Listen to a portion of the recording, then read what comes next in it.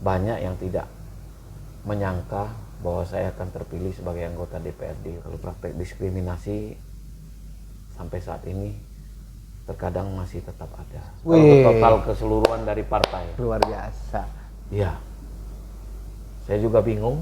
Perempuan. Dua sosok perempuan. Mereka berdua ini berenang di sungai Ogan.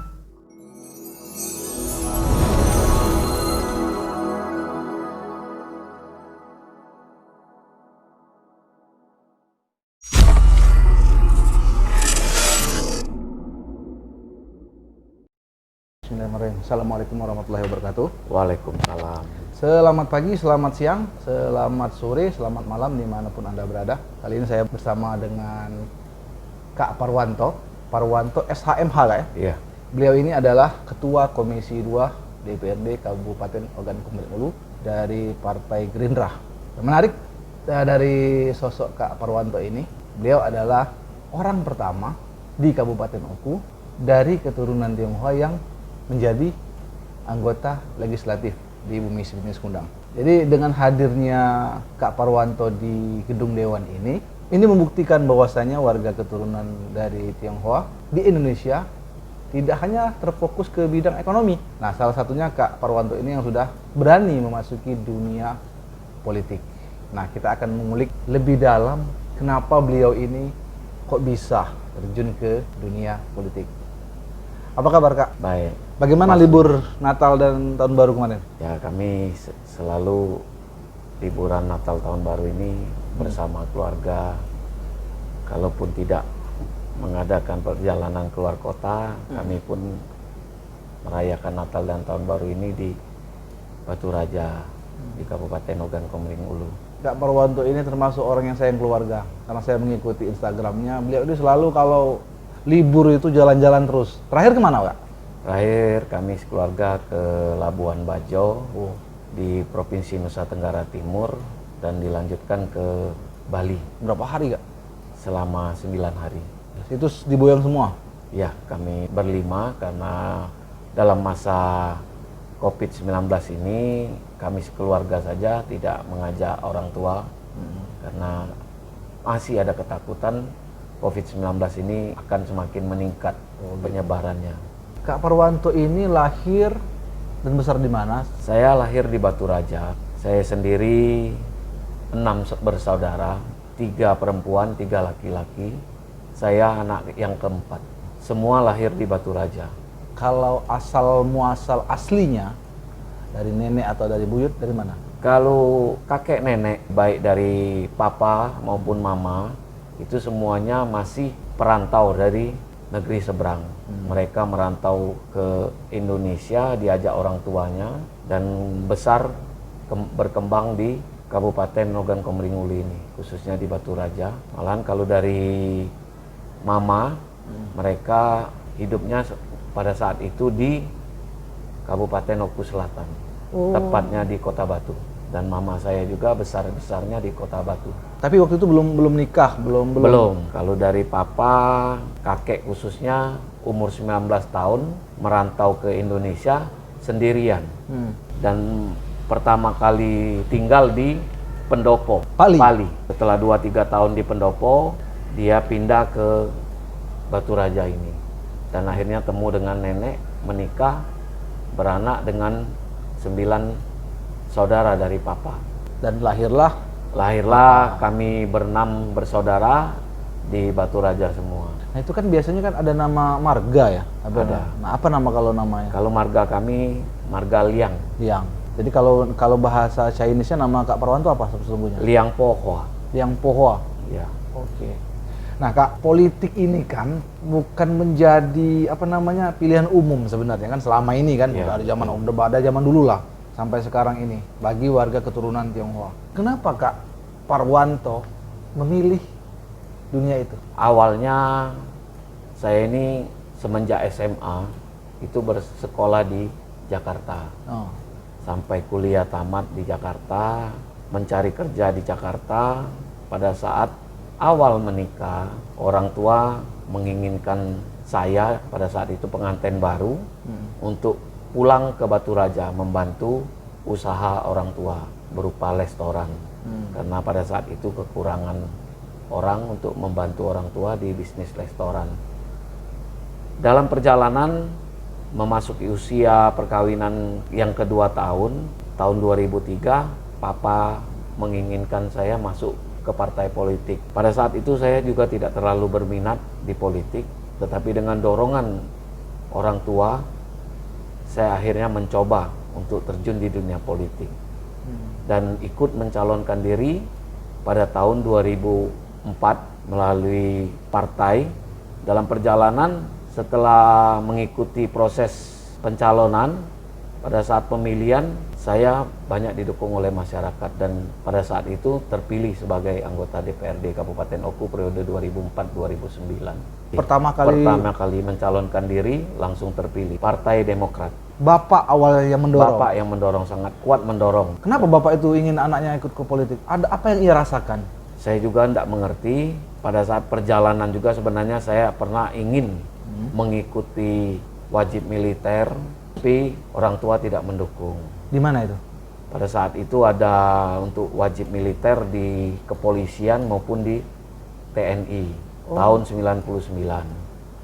Saya menginginkan masuk salah satu sebagai tamatan sarjana hukum untuk memasuki dunia kepolisian maupun dunia militer, tapi orang tua tidak mendukung. Beragamnya profesi yang dilakoni oleh warga saudara-saudara kami ini kan, seperti Kak Parwanto ini kan, itu kan sejalan dengan era reformasi kemarin kan. Apakah memang Kak Parwanto merasakan, khususnya di era Gus Dur yang membuka keran itu? Kalau saya pada saat itu sangat merasakan ada perubahan di dalam kehidupan khususnya kami suku Tionghoa ini.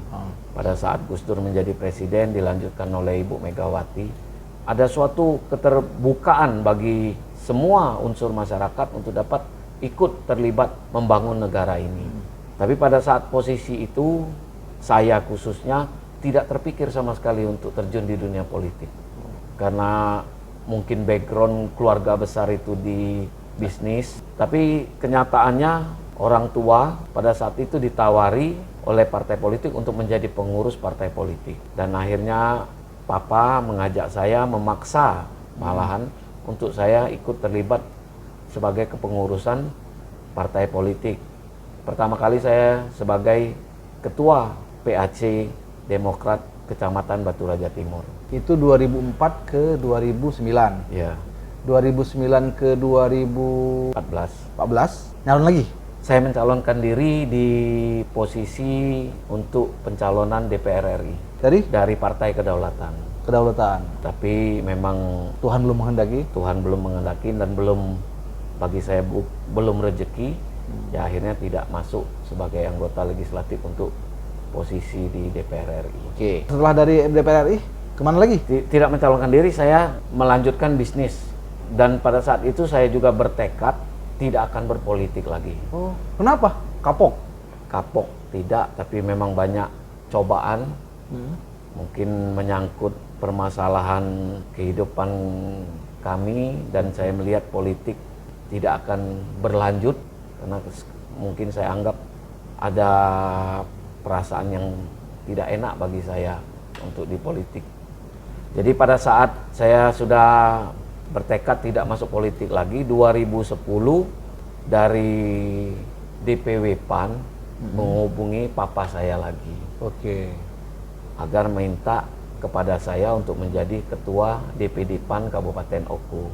Pada saat itu juga saya sudah menolak kepada papa saya bilang saya tidak mau terjun di politik lagi. Restu dari istri, akhirnya saya menerima keinginan orang tua untuk menjadi ketua DPD PAN dan berpolitik kembali di Bumi Sebimbing Sekundang ini. Nah di kala itu kan itu agak, saya juga mengikuti sedikit perkembangan waktu itu. Itu kan waktu Musda kalau nggak salah ya. Musda itu kan agak heboh juga itu. Benar. Nah itu apa yang terjadi sesungguhnya sebenarnya? Ya karena saya bukan kader PAN. Awalnya diminta sebagai langsung ketua PAN. Ya, dan berhasil. Banyak lika-liku. Baik kepengurusan lama PAN pasti tidak menyukai kalau bukan kader PAN bisa menjadi ketua DPD PAN. Apa yang Anda rasakan waktu itu? Ya, pada saat itu karena dukungan dari DPW PAN, walaupun disampaikan kepada saya, kami akan membackup, Anda tetap harus maju sebagai calon agar bisa menjadi ketua DPD PAN untuk membesarkan PAN di Kabupaten Ogan Komering Ulu. Lanjut, artinya setelah sukses menjadi ketua PAN itu kembali mencalonkan? Pada 2014, ya pada saat saya Merebut ketua? berbicara bersama istri, kalau dia restu, saya menjadi ketua DPD PAN, ya yang pasti 2014 harus calon. Ya, kalau betul. hanya sebagai ketua PAN, ya buat apa saya berpolitik kalau tidak calon. Nah, disitulah kebesaran hati istri mendukung saya sebagai suaminya untuk terjun lagi di politik. Dan mencalonkan? 2014 saya mencalonkan diri sebagai calon legislatif dari Dapil 1 Kecamatan Batu Raja Timur. Dan lolos? Dan pada saat pemilihan terpilih kembali. Walaupun vakum 1 periode, terpilih kembali sebagai anggota DPRD Kabupaten Oku. 2014 ke 2019 itu? Ya. Nah, artinya 2019 ke 2024 ini kan sekarang menjalani ya? Ya. Nah itu pindah lagi kan? Ya. Artinya tidak menghabisin? Jadi saya sudah 2 periode yang lalu, baik dari Partai Demokrat tahun 2004-2009 maupun 2014 sampai 2019, saya tidak tuntas menyelesaikan semua jabatan saya selama 5 tahun. Oh, 2 periode tidak tuntas? Tidak tuntas, karena selalu pindah partai. Oke. Karena pindah partai ini yang mengikuti hati nurani saya sendiri. Dan 2019 akhirnya saya juga mencalonkan diri menjadi anggota DPRD 2019 melalui Partai Gerindra yang sekarang saya naungi ini. Yang sekarang dijalani? Iya. Nah yang periode sekarang menjalani masih tidak peran ayah itu? Masih peran papa inilah. Kemarin pun saya sebenarnya ingin menyelesaikan jabatan saya 5 tahun di PAN dan tidak akan mencalonkan diri lagi di 2019. Dan dorongan sekali ini bertambah, baik dorongan dari papa mama maupun istri. Kalau kamu tidak mencalonkan diri lagi, bagaimana ke depan kamu akan bisa membantu masyarakat? Oke, saya bilang kepada papa mama, kepada istri, kalau kalian masih mendukung saya ingin saya sebagai anggota DPRD lagi, saya tetap akan calon, tidak masalah, tapi saya mau pindah partai. Resiko kita hadapi bersama, keterpilihan belum tentu terjadi karena kita selalu pindah partai. Akhirnya kedua orang tua maupun istri mendukung saya untuk mencalonkan diri lagi melalui partai yang lain, yaitu Partai Gerindra sekarang ini. Oke. Nah menariknya di periode ini, Anda kan mengajak saudara Anda juga. Ya. Namanya kalau nggak salah siapa namanya Kak? Nama kakak saya Parwin. Parwin. Ya. Di Dapil? Di Dapil 3. Nah itu kenapa bisa terjadi? Dan itu 2 saudara duduk di sini? Jadi 2009 itu, perjalanan 2009, kenapa saya mencalonkan diri untuk calon legislatif di DPR RI? Karena ada keinginan dari kakak saya untuk mencalonkan diri di kabupaten untuk legislatif tahun 2009 tersebut. Sehingga saya mensupport sebagai kakak, sebagai adik, saya mensupport kakak saya, silakan Anda mencalonkan diri di kabupaten, saya mencalonkan diri di pusat. Partai apa waktu itu beliau? Pada saat itu sama Partai Kedaulatan. Beliau dari 10 kursi itu di posisi, kakak saya di posisi nomor 11. Dapil Batu Raja Timur. Wow, Dapil 1. Jadi tidak dapat pada saat itu. 2014 nyalon lagi. Kakak saya tetap nyalon lagi, satu partai lagi. Di dapil yang sama. Malahan di dapil yang sama-sama saya. Tapi masih belum masuk tahun 2014. 2019 saya udah bilang ke kakak saya, lebih baik gak usah nyalon lagi. Gak usah nyalon lagi karena susah untuk menjadi anggota DPRD ini. Dalam perjalanan beliau tanpa sepengetahuan saya mendaftar di Gerindra dengan dapil yang berbeda.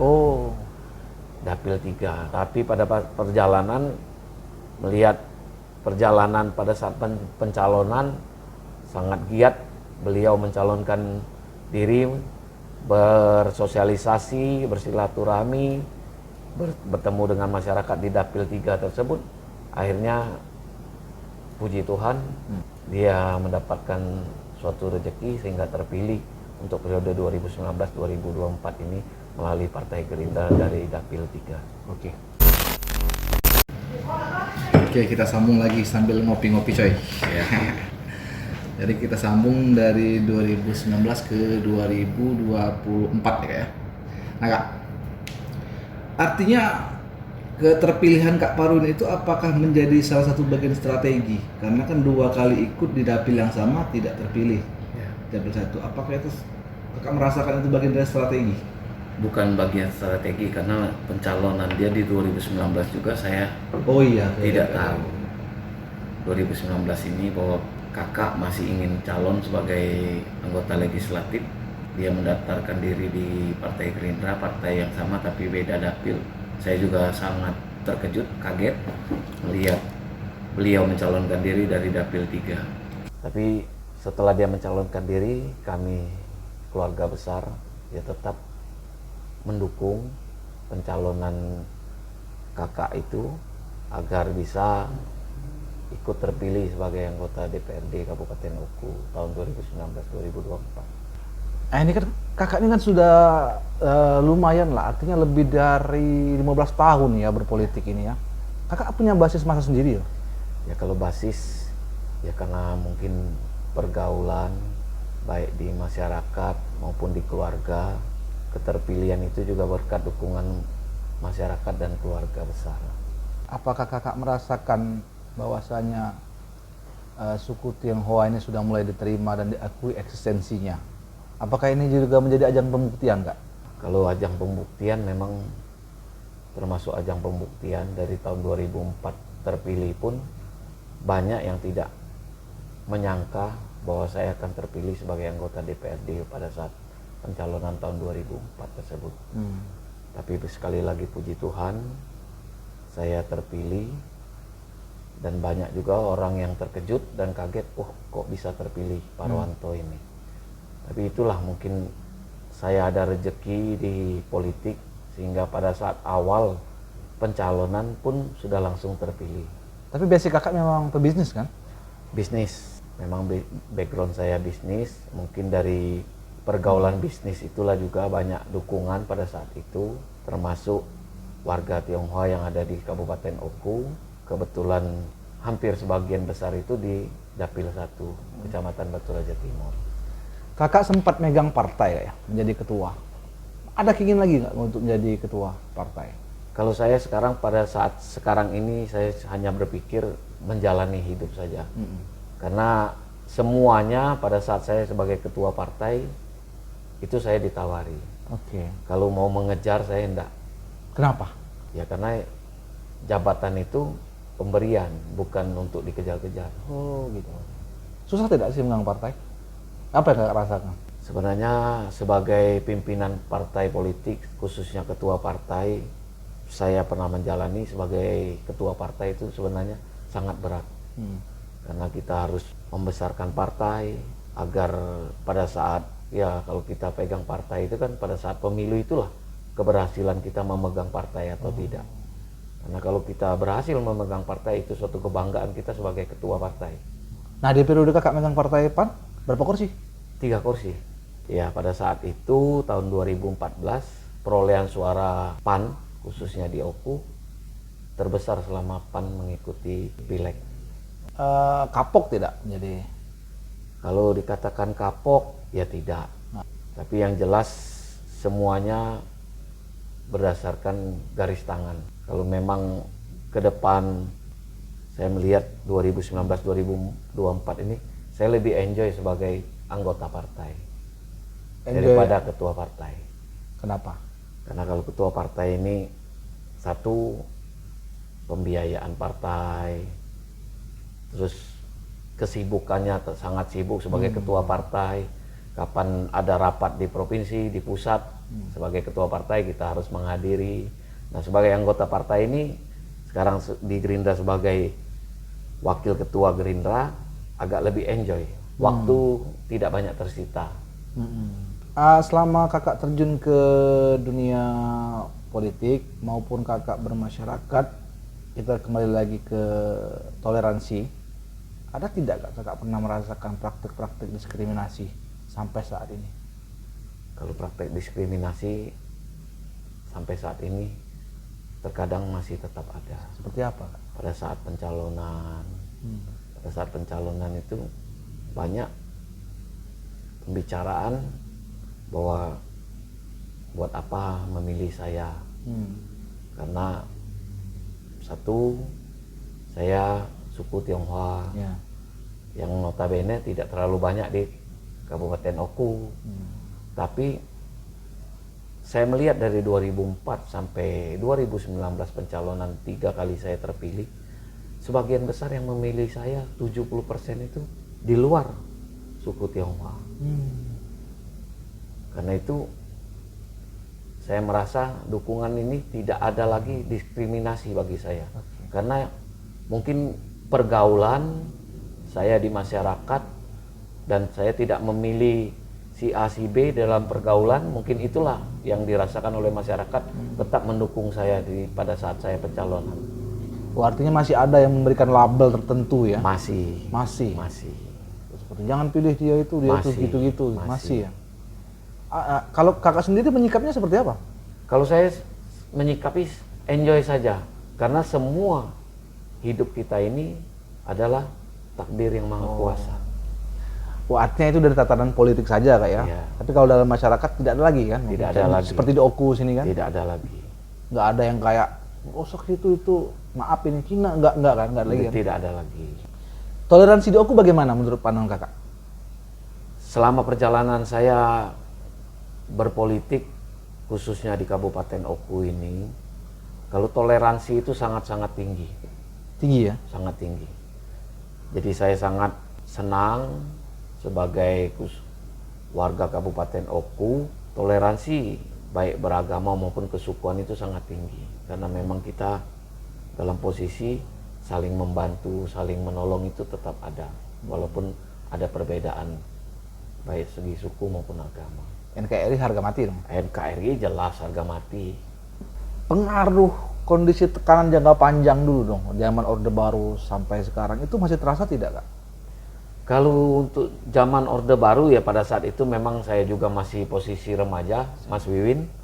Jadi saya tidak juga berpikiran terjun di politik karena pada saat itu juga sulit untuk berpolitik zaman Orde Baru.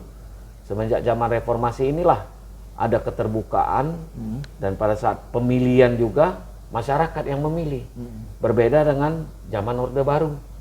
Kalau zaman Orde Baru yang memilih kita itu adalah orang partai. Kalau ini masyarakat yang menentukan. Jadi perbedaan itu sangat-sangat besar dan saya juga sebagai sekarang posisinya di dunia politik, perubahan itu sangat jauh, 360 derajat. Artinya berterima kasih juga lah di era Berterima kasih di era reformasi. Kak, bisa dijelaskan sedikit ketika periode pertama kakak mencalonkan berapa suara, kursi keberapa, periode ketiga dan periode kedua dan ketiga? Pada saat 2004, posisi saya itu di posisi ranking 8 dari keseluruhan 10 kursi. Jadi kursi ke-8. Kursi ke-8. Suara berapa waktu itu? Suara pada saat itu kurang lebih sekitar 1.800-an. Lumayan ya, tidak buncit ya. Tidak. Periode kedua? Periode kedua saya memperoleh ranking kedua. Di dapil 1? Dapil 1. Suara? Suara saya pribadi itu 2060. Tidak di dorongan. Tapi dengan keseluruhan perolehan suara partai itu ranking kedua, 6.300-an. Periode ketiga? Periode ketiga perolehan suara saya selalu naik ini, Mas Wiwin. Dari 1.800 jadi 2.000. Nah, posisi di 2019 ini 2.860. Kursi ke? Kursi pertama. Kalau total keseluruhan dari partai. Luar biasa. 3 periode itu ngajak orang tidak? Dalam artian satu dapil, dua kader partai yang duduk. Nah, inilah yang selalu menjadi target saya pada saat saya sebagai ketua partai di 2004. memang menargetkan bisa 2 kursi. Dapat 2014 dapat 2 kursi? 2 kursi tidak. Oh, tidak Selalu dapat. tidak dapat. Oke. Di 2014 juga mengejar 2 kursi di Dapil 1 ini juga tidak dapat. Di 2019 saya usahakan lagi untuk dapat 2 kursi juga tidak dapat. Memang sulit. Mungkin ini Dapil Kota, Mas Wiwin, jadi agak sulit mungkin untuk perolehan suara yang sangat banyak karena persaingan juga ketat dari partai-partai politik yang lain. Dan dapil neraka juga julukannya. Katanya Dapil Neraka sini. Jadi Anda kursi pertama dan kursi pertama. Kursi pertama kalau total keseluruhan dari partai politik. Apa yang dirasakan orang tua Anda? Papa khususnya yang selama ini mendorong, mensupport. Apakah Kalau- dia menilai Parwanto itu sudah berhasil? Jadi selalu yang dibicarakan orang tua, kalau kami sangat yakin dengan kamu, khususnya saya. Nah, tinggal kakak kamu inilah kami masih ada keraguan. Jadi kalau bisa, karena pergaulan Anda sudah jadi saya khususnya udah 2 periode, di periode ketiga ini kalau bisa bantu kakak saya, orang tua juga berpesan bantulah dia. Karena kan pergaulan kamu mungkin juga sampai ke dapil dia. Nah, itulah yang saya bantu. Sekali lagi puji Tuhan, akhirnya dia terpilih dari Partai Gerindra untuk periode 2019-2024 ini. Kursi keberapa dia dapil 3 kemarin? Kalau kursi ke 9. 9, 9. Tapi bukan terakhir kan? bukan terakhir. Nah, itu hebatnya. Hebatnya Kak Parwanto ngajak saudara duduk di sini. Komisi berapa sekarang, Kak? Sekarang kakak saya di Komisi 3. Kak Parwanto Saya di Komisi 2 sebagai dan dipercaya oleh teman-teman Komisi 2 sebagai ketua komisi. artinya di tiap periode ada peningkatan ya, Kak ya? Ada perolehan suara, ada peningkatan di dalam tiap periode. Tapi di tiap periode juga Anda pindah partai Iya. Saya juga bingung. dan tidak pernah menghabiskan. Tidak pernah menghabiskan, tapi mudah-mudahan Periode ini partai yang terakhir. Untuk ke depan ini apa rencana-rencana Anda? Apakah tetap berpolitik? Apakah sudah enjoy di dunia ini? Khususnya politik. Kalau di dunia politik ini, jabatan sementara hanya 5 tahun. Jadi kalau saya selalu berprinsip, setelah saya terpilih, saya jalanin dulu jabatan ini. Kalaupun di kemudian hari saya stop, ya itu berarti saya sudah mentok untuk jabatan di politik. Saya ini agak apa namanya, masih bertanya-tanya dengan sosok Papa itu sendiri. Papa itu pendidikannya apa? SMP tidak tamat. SMP. Nggak, kenapa dia itu kok yang mendorong anaknya ingin terjun ke politik? Mungkin ada traumatik apa atau memang dia ada sejarah garis-garis orang-orang politisi dulunya? Oh, tidak ada. Cuma mungkin kalau menurut cerita dari Papa itu, memang kami ini ada turunan pejabat dulunya. Situ Zaman dulu. Zaman dulu. Iya. Memang ada turunan pejabat. Oh gitu. Kalau kita hitung-hitung sekarang masuk juga garis ningrat katanya. Ada anggapan bahwasanya ilmu dagang orang-orang keturunan ini luar biasa. Dan suatu daerah itu akan sulit maju kalau tidak ada etnis Tionghoanya. Apakah anggapan itu Anda sepakati?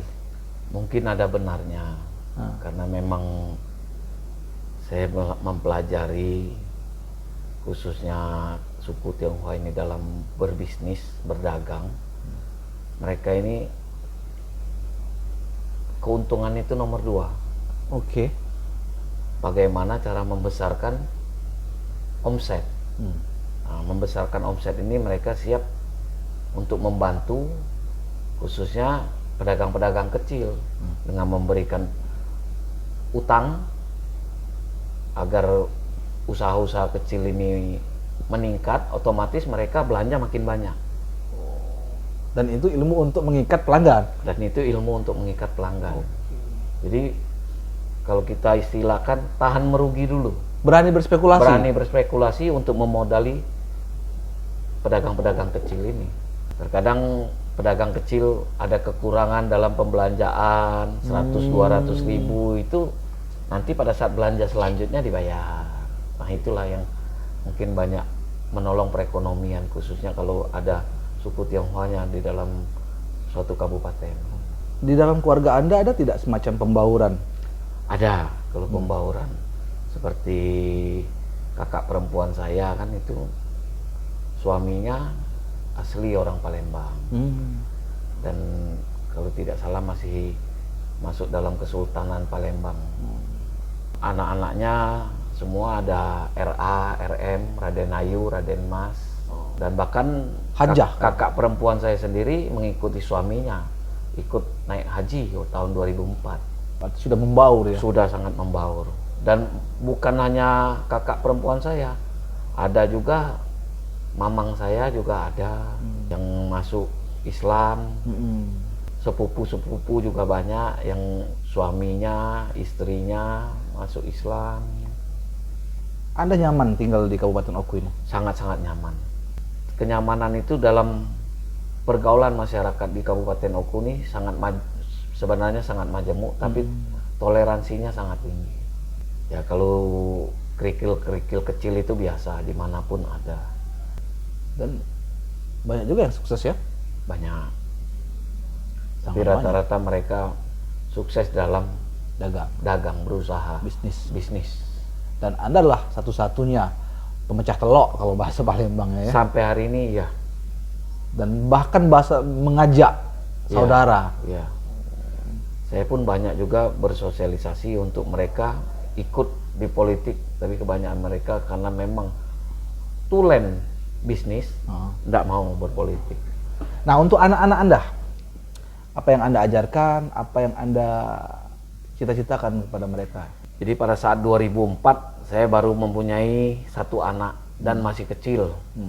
Mereka tidak merasakan. Begitupun di tahun 2014 mereka rata-rata masih anak-anak, jadi tidak begitu juga merasakan bahwa bapaknya di dunia politik. Pada saat 2019 inilah mereka baru terbuka bahwa oh, bapaknya ini anggota DPRD Kabupaten Oku. Jadi mereka pun sudah ada suatu kebanggaan kepada orang tuanya di 2019 ini. Malahan ada yang kecil menyatakan, "Pak, 2024 masih mau nyalon lagi enggak?" Oh, saya bilang, ya nantilah, masih lama 2024. apa yang Anda harapkan dari mereka nanti kelak? Kalau kepada anak-anak, kami ini selalu mengikuti perjalanan kehidupan. Jadi kehidupan anak-anak, silakan anak-anak yang menentukan hidupnya sendiri.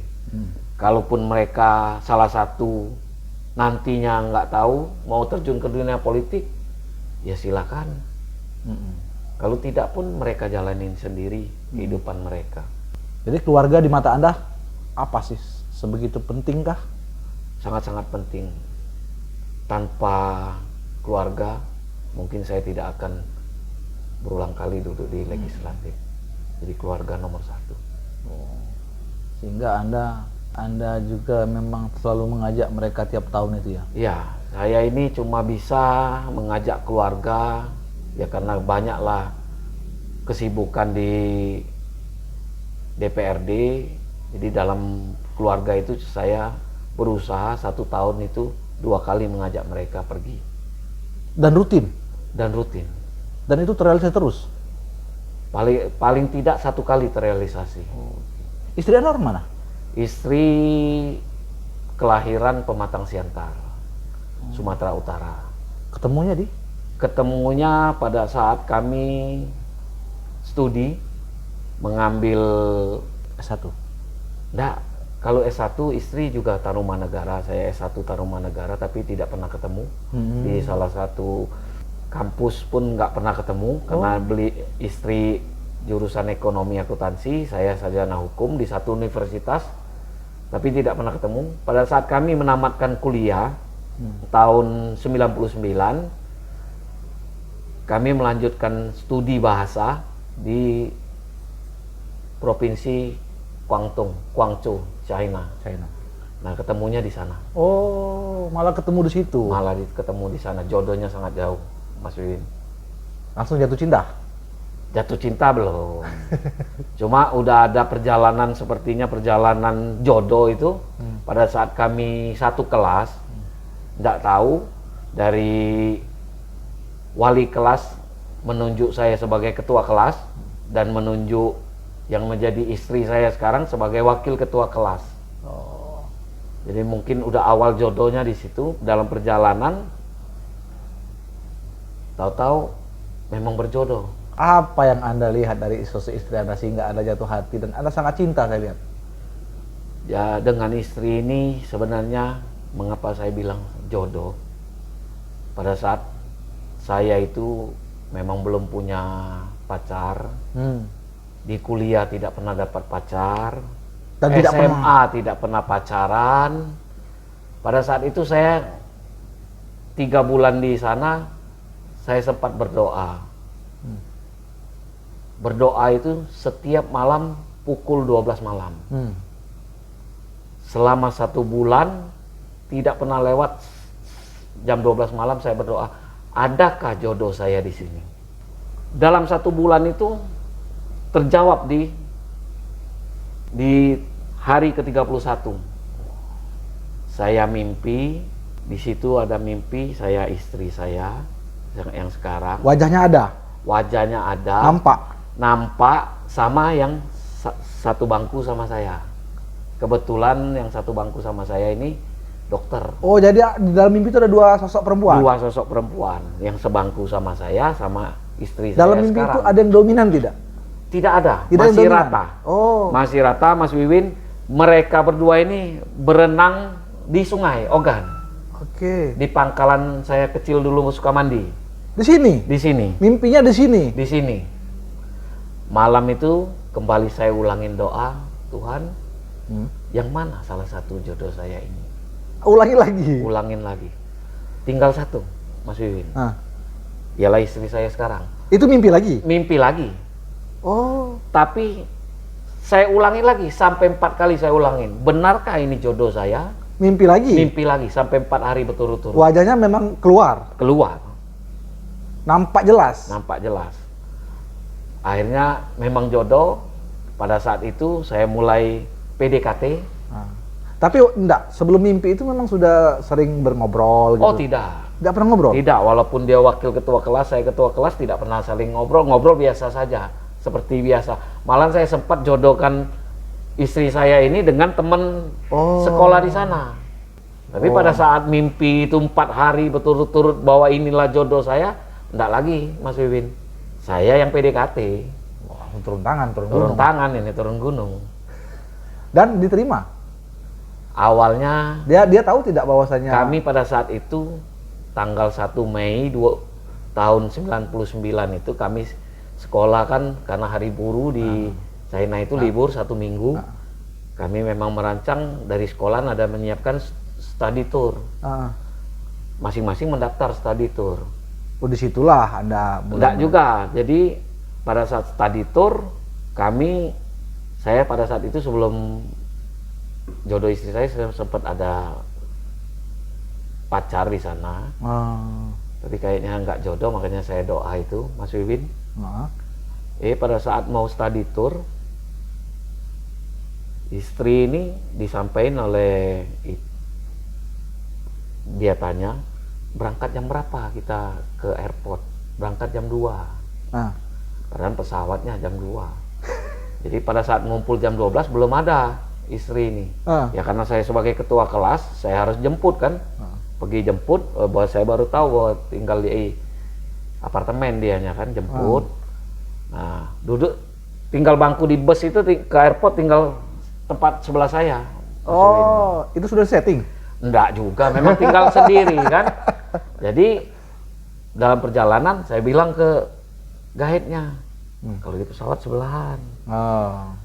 Akhirnya di pesawat sebelahan. Nah, mulai PDKT, tanya udah punya cowok belum di Indonesia. Katanya udah. Waduh, lemes langsung. Mimpi nggak tercapai ini. Setelah itu, tapi ada penyampaian bahwa saya sebenarnya sekolah ke sini juga mau putus sama Coba itu, nah ada harapan. Oh, disitulah. Disitulah harapan semakin kuat. Anda ceritakan tidak mimpi Anda? Saya ceritakan semua di sekolah, di kelas saya ceritakan semua. Kapan ditanya apa kesan pesan, saya pasti ngisi itu. Sampai sekarang juga kapan orang bertanya bagaimana, ya berkat doa istri saya ini. Makanya saya bilang ini jodoh. Oh, mungkin dia itu yang menjadi, mungkin dia terharu atau termehek-mehek. Termewek-mewek kalau bahasa transnya tuh. Jadi itulah. Nah, ketika Anda ceritakan mimpi itu, apa yang dirasakan? Apakah dia terharu? Oh, so sweet gitu, apa enggak? Oh enggak, memang istri ini kan kadang-kadang romantisnya tidak ditunjukkan kepada kita. Justru Anda yang romantis. Justru saya banyak yang romantis. Mungkin closing statement ada, Kak? Harapan ke depan bagaimana? Ya, harapan ke depan mudah-mudahan Kabupaten Ogan Komering Ulu ini semakin maju dan sejahtera. Dan saya dapat menjalankan jabatan saya sesuai dengan amanah Amin. yang diberikan Tuhan kepada saya, sehingga dapat membantu mensejahterakan masyarakat Kabupaten Ogan Komering Ulu. Itu saja Mas Wiwin. Jadi demikian, mudah-mudahan ini ada manfaatnya, mudah-mudahan ini bisa menjadi inspirasi bagi masyarakat lain yang ingin berusaha di bidang apapun, ya. Oke, kita akhiri bergesah kita pada pagi hari ini dengan ucapan wabillahi taufiq wal hidayah. Assalamualaikum warahmatullahi wabarakatuh. Waalaikumsalam, selamat siang, salam sejahtera untuk kita semua.